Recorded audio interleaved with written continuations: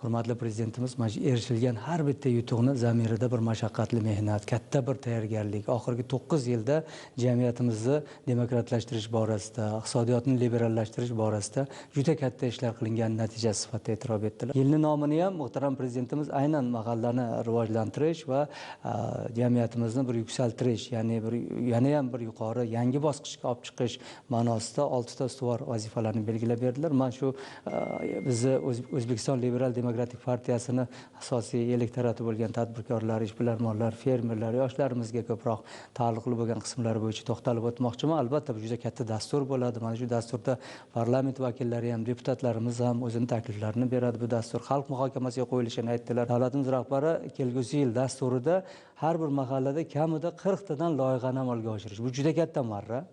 Agar mamlakatimiz bo'yicha 9 mingdan ortiq mahalla bo'lsa, bu 360 mingta loyiha degani bu, 40 tadan loyiha.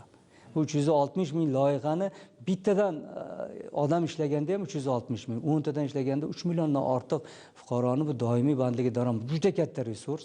Aynan mana shu kichik biznesni qo'llab-quvvatlash uchun ham muhtaram prezidentimiz 140 trilliondan ortiq mablag'lar sarflanishi haqida ham aytib o'tdilar. Bu ham buni moliyaviy manbasi ham berilgan. Ya'ni har bir mahallada tadbirkorlikni rivojlanishi, odamlarning salohiyatini ishga tushirish bo'yicha islohotlarni bir yangi bosqichga olib chiqilishi bu oldimizga qo'yilgan eng katta vazifa. Har bir mahalla doirasida o'zini daromadini ko'paytirish orqali mamlakatning rivojiga hissa qo'shadi.